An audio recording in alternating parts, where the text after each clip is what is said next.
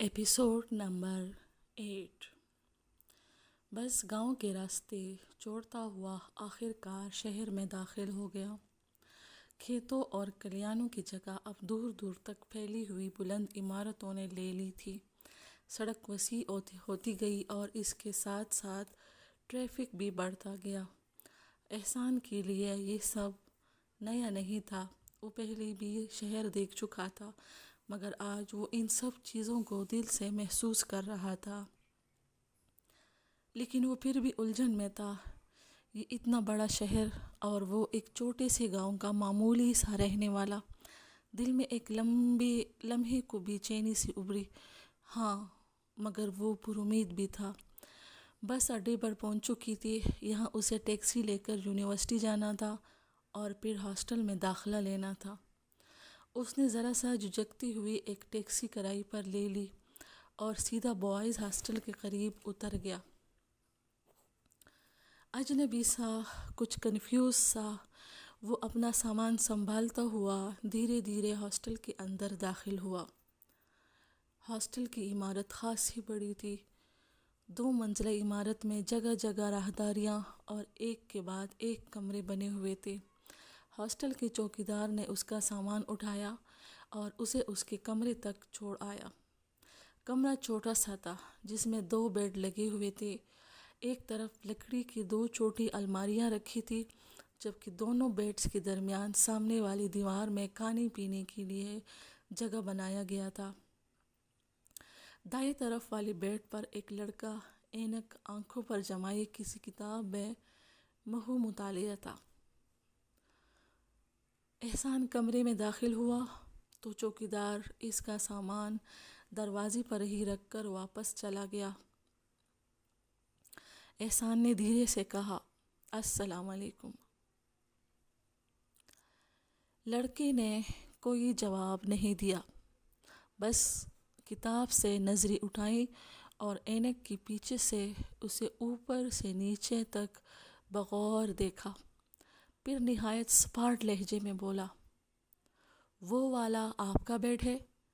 احسان نے ایک لمحے کے لیے حیرت سے اسے دیکھا، لیکن وہ دوبارہ کتاب پڑھنے میں مصروف ہو چکا تھا۔ احسان کچھ لمحوں تک اسے دیکھتا رہا۔ کیسے کوئی انسان کسی کو اسی طرح نظر انداز کر سکتا ہے؟ وہ سوالیہ نشان لیے اسے دیکھ رہا تھا۔ اس نے دل ہی دل میں سوچا، کیا میں کوئی مریخ سے اتری ہوئی مخلوق نظر آ رہا ہوں جو مجھے ایسے دیکھ رہے ہو؟ وہ ابھی سوچ ہی رہا تھا کہ لڑکے نے کتاب سے نظریں ہٹائے بغیر کہا، اگر گورنا ختم ہو گیا ہو تو اپنا سامان اندر لے آئیں۔ احسان نے گھبرا کر دروازے کی طرف دیکھا، پھر خاموشی سے آگے بڑھا اور اپنا سامان اندر لانے لگا۔ وہ ابھی ایک بیگ اٹھا کر اندر رکھ ہی رہا تھا کہ لڑکے نے کتاب سے نظریں ہٹائے بغیر کہا، دیکھو، مجھے کمرے میں زیادہ سامان پسند نہیں ہے۔ سامنے سے تو بالکل بھی نظر نہیں آنا چاہیے۔ ممکن ہو تو سارے کا سارا سامان کیبنٹ میں بند رکھو۔ پھر بھی اضافی سامان ہو تو بیڈ کے نیچے رکھ لینا، لیکن سامنے نظر نہیں آنا چاہیے۔ یہ کہہ کر اس نے دوبارہ کتاب پر نظریں جما لی، جیسے احسان سے مزید کوئی بات کرنا اسے گوارا نہ ہو۔ احسان نے ایک گہری سانس لی۔ یہ کیسا روم میٹ ملا ہے مجھے؟ اس نے دل ہی دل میں سوچا اور خاموشی سے اپنا سامان سمیٹنے لگا۔ سارا سامان فی الحال بیڈ کے نیچے ہی دھکیل کر وہ بستر پر لیٹ گیا۔ بہت تھک چکا تھا۔ صبح سے سفر، پھر شہر کی گہما گہمی، یونیورسٹی اور اب ہاسٹل کا یہ اجنبی سا کمرہ، سب کچھ جیسے ایک ہی دن میں بہت زیادہ ہو گیا تھا۔ امی کی بہت یاد آ رہی تھی۔ اسے محسوس ہو رہا تھا کہ وہ بالکل اکیلا پڑ گیا ہے۔ نہ اپنا گاؤں تھا، نہ وہ مانوس چہرے تھے، نہ گھر کی وہ اپنائیت تھی۔ بس ایک اجنبی شہر، اجنبی کمرہ اور ایک ایسا روم میٹ جس نے پہلی ہی ملاقات میں اسے عجیب سے بیزاری کا احساس دلا دیا تھا۔ وہ انہی خیالوں میں گم چھت کو دیکھتا رہا، پھر جانے کب اس کی آنکھیں بوجھل ہوئی اور کب نیند نے اسے اپنے آغوش میں لے لیا اسے خبر ہی نہیں ہوئی۔ رات کو گھڑی کی گہری آواز سے اچانک اس کی آنکھ کھل گئی۔ احسان نے چند لمحے نیم خوابدیدہ حالت میں ادھر ادھر دیکھا۔ کمرے میں خاموشی تھی، وہ لڑکا کمرے میں نہیں تھا۔ احسان بستر سے اٹھا اور کھڑکی کے قریب جا کر کھڑا ہو گیا۔ باہر کا منظر دیکھ کر وہ کچھ دیر وہیں رک گیا۔ ایسا لگ رہا تھا جیسے کھانے کا وقت ہو گیا ہو۔ ہاسٹل کے تقریباً سبھی لڑکے میس کی طرف جا رہے تھے۔ احسان نے کھڑکی سے باہر جھانکتے ہوئے سوچا، دور سے دیکھنے پر کھانا خود بخود منہ میں تو نہیں آ جاتا، اس کے لیے تو میس جانا پڑتا ہے نا۔ وہ اب یہ سوچ ہی رہا تھا کہ پیچھے سے آنے والی آواز پر چونک کر مڑا۔ وہی لڑکا سامنے کھڑا تھا۔ موٹی شیشوں والی اینک کے پیچھے سے اس کی بڑی بڑی آنکھیں احسان کو گھور رہی تھیں۔ پھر وہ نہایت سنجیدہ لہجے میں بولا، پہلی دن مہمان نوازی فرض ہوتی ہے، اس لیے لینے آیا ہوں۔ چلو کھانا کھا لیتے ہیں، کھڑکی میں سے نہیں کھا پاؤ گے۔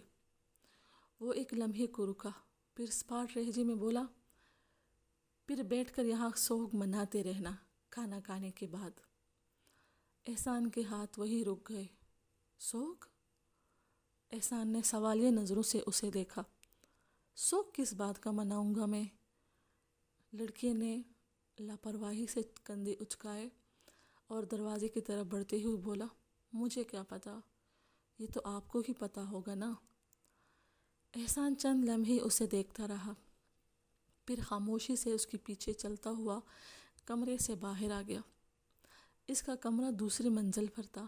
دونوں سیڑھیاں اترتے ہوئے نیچے میس میں گئے، کھانا کھایا اور پھر ہاسٹل کے باہر بنے چمن میں جا کر بیٹھ گئے۔